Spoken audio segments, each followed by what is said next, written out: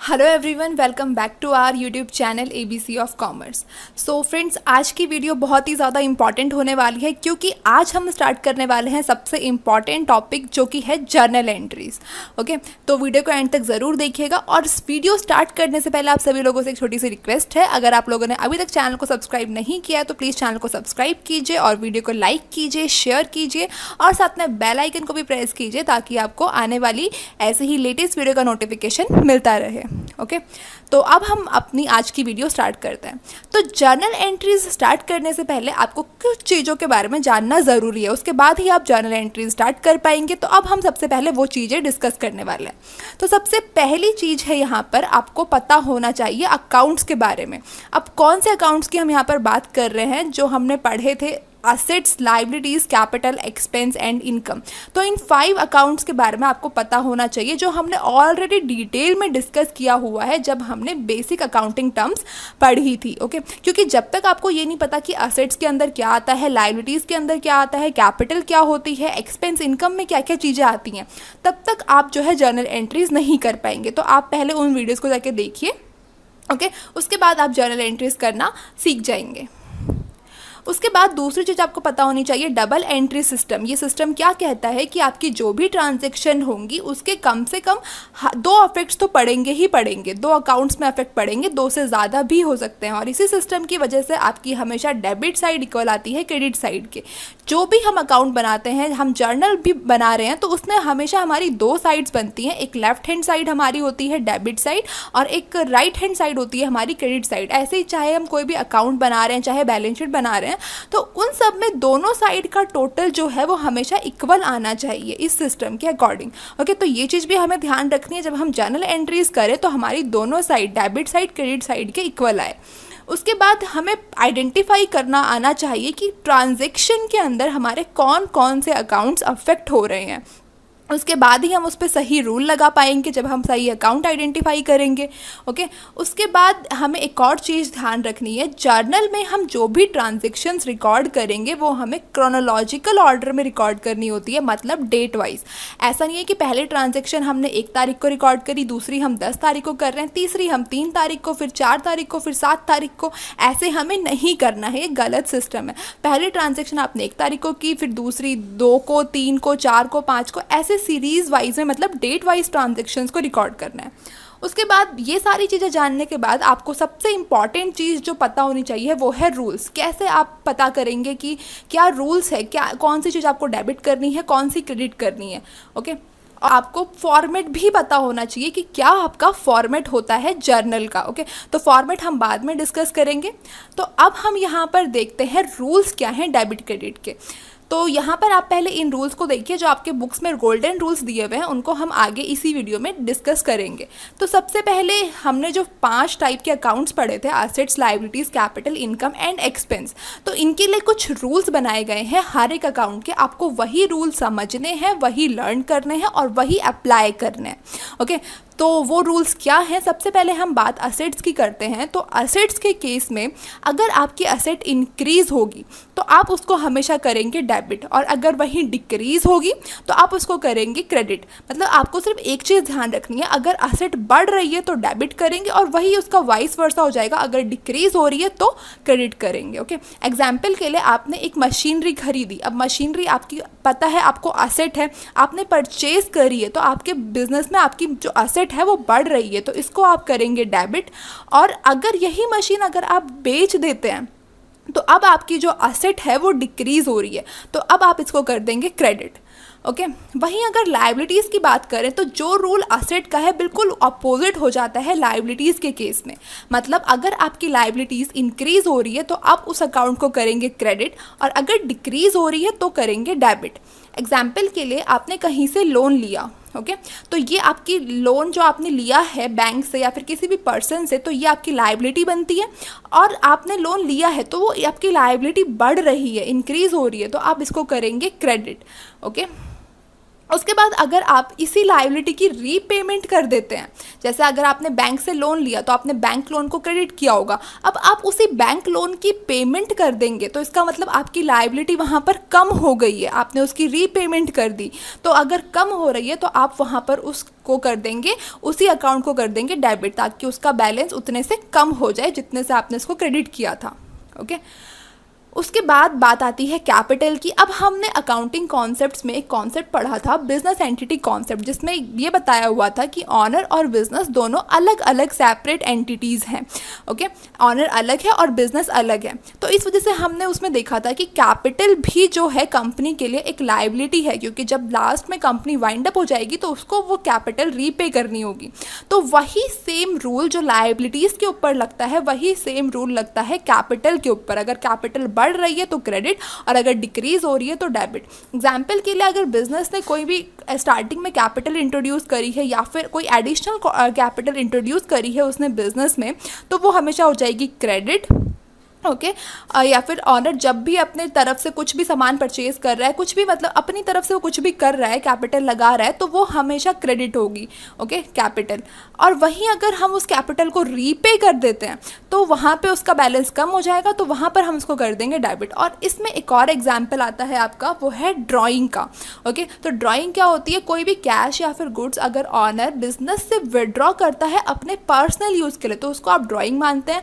और जो हमारा बिजनेस एंटिटी कॉन्सेप्ट है उसके अकॉर्डिंग ऑनर तो बिजनेस से बिल्कुल अलग है, तो अगर वो बिजनेस से कुछ विड्रॉ कर रहा है तो हम उसको ऐसे तरीके से देखते हैं कि उसने बिजनेस से कुछ एज अ लोन लिया है। ओके, तो उस अमाउंट को हम जो है उसकी कैपिटल में एडजस्ट कर देते हैं। तो एडजस्ट कैसे करते हैं, कैपिटल में से हम उसको माइनस कर देते हैं ड्राइंग का अमाउंट। ओके, तो वहाँ पर भी कैपिटल क्या हो रही है, डिक्रीज हो रही है। तो अगर ड्राइंग कुछ करता है ऑनर तो उस अकाउंट को भी हम क्या करते हैं, डेबिट। ओके, इस वजह से। और जो भी हमारी इनकम है, चाहे कोई भी प्रॉफिट है या फिर कोई भी गेन है, ये हमेशा आपका बढ़ेगा ही बढ़ेगा। ओके, जैसे आपने रेंट रिसीव किया तो आपकी इनकम बढ़ी, आपने कमीशन रिसीव किया आपकी इनकम बढ़ी। ओके, तो इनकम आपकी हमेशा क्रेडिट होगी और यही सेम रूल आपका प्रॉफिट या फिर गेन पर भी लगेगा। एग्जाम्पल के लिए आपने अगर रेंट रिसीव किया तो आप इसको करेंगे क्रेडिट, कमीशन रिसीव किया तो इसको आप करेंगे क्रेडिट। उसके बाद बात आती है लास्ट एक्सपेंस की। तो एक्सपेंस ही आपके हमेशा बढ़ेंगे, जैसे आपने सैलरी पे करी, आपका खर्चा बढ़ा, आपने रेंट पे किया, ठीक है, इस तरीके से। और अगर आपके एक्सपेंस बढ़ रहे हैं, मतलब आप एक्सपेंसेस कर रहे हैं, तो आपके वो होंगे हमेशा डेबिट। यही सेम रूल आपके किसी लॉस पे या फिर किसी एक्सपेंस पे, दोनों पे सेम रूल लगेगा। ओके, एग्जाम्पल के लिए आपने सैलरी पे करी तो आप डेबिट करेंगे, आपने रेंट पे किया तो आप डेबिट करेंगे। ओके, अब हम यहाँ पर देखते हैं वो गोल्डन रूल्स जो आपकी बुक्स में दिए हैं। बट रूल्स पढ़ने से पहले आपको पता होना चाहिए जो आपको टाइप्स ऑफ अकाउंट्स बताए हुए हैं। तो अकाउंट्स को 3 टाइप्स में डिवाइड किया हुआ है, जिसमें सबसे फर्स्ट है पर्सनल अकाउंट, रियल अकाउंट और नॉमिनल अकाउंट। तो ये अकाउंट्स क्या होते हैं, पर्सनल अकाउंट को फर्दर 3 टाइप्स में डिवाइड किया हुआ है, जिसमें सबसे फर्स्ट आता है रियल पर्सनल अकाउंट, जिसमें हमारे जैसे नेचुरल ह्यूमन बींग्स आते हैं, जो ठीक है, जैसे Ram, Shyam, mister A, mister B, तो इस तरीके के पर्सन आते हैं रियल पर्सनल अकाउंट में। उसके बाद आता है आर्टिफिशियल पर्सनल अकाउंट। इसमें नेचुरल ह्यूमन बींग्स नहीं आते, मतलब इनकी कोई ऐसे फिजिकल एग्जिस्टेंस नहीं होती है, बट इनकी फिर भी अपनी एक अलग पहचान है। जैसे बैंक हो गया, कंपनी होगी, कोई भी फर्म होगी। बैंक को हम जैसे उनके नाम से जानते हैं, जैसे PNB bank, SBI bank, HDFC bank. Okay, ऐसे ही कंपनी को भी हम उनके नाम से पहचानते हैं। ओके, तो इनकी अपनी एक अलग पहचान है, तो ये भी पर्सनल अकाउंट के अंदर आते हैं। उसके बाद आते हैं रिप्रेजेंटेटिव पर्सनल अकाउंट। ये इसमें वो अकाउंट्स आएंगे जो किसी एक सिंगल पर्सन या फिर ग्रुप ऑफ पर्सन को रिप्रेजेंट कर रहे हैं, इस वजह से यहाँ पे इनको बोला गया है रिप्रेजेंटेटिव पर्सनल अकाउंट। जिसमें एग्जाम्पल के लिए आउटस्टैंडिंग सैलरी, जैसे आउटस्टैंडिंग सैलरी आपका रिप्रेजेंट करता है किसी एक सिंगल पर्सन या फिर ग्रुप ऑफ पर्सनस को जिनको अभी तक सैलरी नहीं मिली है। ऐसे ही कैपिटल एक सिंगल पर्सन को रिप्रेजेंट करता है जो कि ऑनर, ऐसे ही ड्राइंग भी ऑनर को रिप्रेजेंट करता है। तो ये सब आपके एग्जाम्पल हैं रिप्रेजेंटेटिव पर्सनल अकाउंट के। ओके, उसके बाद आता है रियल अकाउंट। रियल अकाउंट में आपकी सारी आती हैं असेट्स, जो भी आपकी सारी fixed assets, tangible assets, intangible assets सारी इसमें इंक्लूड होंगी, लेकिन सिर्फ बैंक को छोड़कर, क्योंकि बैंक हमने इंक्लूड कर लिया है पर्सनल अकाउंट में, क्योंकि उसकी अपनी एक अलग से एग्जिस्टेंस है। तो आर्टिफिशियल पर्सनल अकाउंट में आता है बैंक। तो बैंक पे रियल अकाउंट का रूल नहीं लगता, कभी भी पर्सनल अकाउंट का लगेगा। ओके, रूल्स हम अभी आगे देखेंगे। नॉमिनल अकाउंट आता है, उसके बाद इसमें आपके सारे आते हैं एक्सपेंसेस या फिर लॉसेस आप कह सकते हैं, या फिर आपकी सारी इनकम, प्रॉफिट या फिर गेन। ओवरऑल मतलब नॉर्मली नॉमिनल अकाउंट में आपके सारे एक्सपेंसेस और इनकम इंक्लूड होते हैं। अब हम रूल्स पढ़ने के लिए रेडी हैं, तो अब हम रूल्स देखते हैं। तो सबसे पहले बात आती है पर्सनल अकाउंट की। तो इसका रूल कहता है debit the receiver credit the giver, मतलब जो पर्सन कुछ भी रिसीव करेगा उसको हम करेंगे डेबिट, और जो पर्सन कुछ भी देगा उसको हम करेंगे क्रेडिट। और पर्सनल अकाउंट में क्या क्या आता है ये हमने ऑलरेडी डिस्कस कर लिया है। ओके, जैसे नेचुरल ह्यूमन बींग्स, जैसे बैंक, कोई भी कंपनी, कोई भी फर्म, ओके, और कैपिटल और ड्राइंग, इस तरीके से। उसके बाद नेक्स्ट है रियल अकाउंट। तो रियल अकाउंट का रूल कहता है debit what's come in and credit what goes out, मतलब जो चीज़ आपके बिजनेस के अंदर आएगी, मतलब जो भी एसेट आपके बिजनेस के अंदर आ रही है उसको आप करेंगे डेबिट, और जो भी एसेट आपके बिजनेस से बाहर जा रही है आप उसको करेंगे क्रेडिट। उसके बाद नॉमिनल अकाउंट। नॉमिनल अकाउंट का रूल कहता है जो भी आपके एक्सपेंसेस या फिर लॉसेस हैं उनको आप करेंगे डेबिट, और जो भी आपकी इनकम, प्रॉफिट या फिर गेन है उसको आप करेंगे क्रेडिट। ओके, तो अब हमने रूल्स भी पढ़ लिए। तो अब हम देखते हैं जर्नल एंट्री जो हमें करनी है, तो इसका फॉर्मेट क्या है।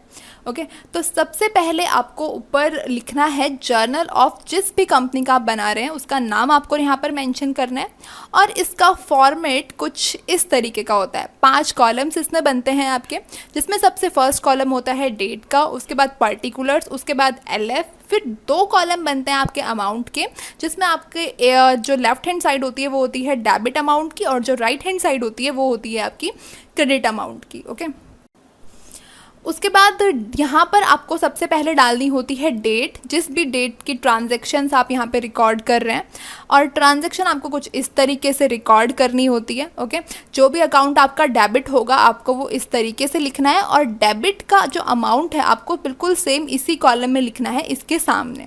ऐसे ही जो भी अकाउंट क्रेडिट हो रहा है तो क्रेडिट करने के लिए उसको आपको पहले लगाना होगा 2, और फिर 2 कर कर आपको उस अकाउंट का नाम लिखना होगा। ओके, और क्रेडिट का जो अमाउंट है वो आप सेम इसके सामने जो है क्रेडिट वाले कॉलम में लिखेंगे। उसके बाद यहाँ पर आपको लिखनी होती है नरेशन, जो आपकी रिप्रेजेंट करती है कि ये ट्रांजैक्शन जो आपने ये जो एंट्री करी है ये किस चीज़ की करी है। तो आपने यहाँ पर लिख दिया being salary paid in cash. Okay, फिर ऐसे ही एक लाइन यहाँ पर आप डालेंगे, और उसके बाद अपनी नेक्स्ट ट्रांजैक्शन स्टार्ट करेंगे इसी तरीके से, सेम इसी फॉर्मेट में होनी चाहिए। और यहाँ पर आपको ध्यान रखना है कि डेट वाइज हो सारी ट्रांजैक्शन। और यहाँ पर जो आपका LF है, ये LF होता है आपका लेजर फॉलियो नंबर। ये सिंपल पेज नंबर होता है, जो लेजर अकाउंट हम बनाते हैं उसका पेज नंबर होता है। एग्जाम्पल के लिए जो हमने लेजर बुक बनाई होगी उसमें हमने सैलरी का कोई लेजर बनाया होगा उस बुक में, तो वो लेजर किस पेज नंबर पे है तो वो पेज नंबर हमें यहाँ पे लिखना होता है, सिंपल। ओके, और कुछ भी नहीं है इसमें। उसके बाद अब हम कुछ एग्जाम्पल्स डिस्कस करते हैं। तो यहाँ पर हमने एक एग्जाम्पल लिया है, salary paid in cash ₹20,000। Okay, तो सबसे पहले हमने क्या देखा था, आपको पता होना चाहिए कि कौन से अकाउंट्स आपकी एंट्री में, आपकी ट्रांजैक्शन में आपके कौन से अकाउंट्स अफेक्ट हो रहे हैं। तो यहाँ पर अगर आप देखें तो आपके 2 अकाउंट्स अफेक्ट हो रहे हैं, जिसमें आपका सबसे फर्स्ट अकाउंट है सैलरी, जो आपके लिए क्या है एक्सपेंस। और हमने क्या पढ़ा था, अगर एक्सपेंस आपके इंक्रीज होंगे तो आप हमेशा उनको डेबिट करेंगे।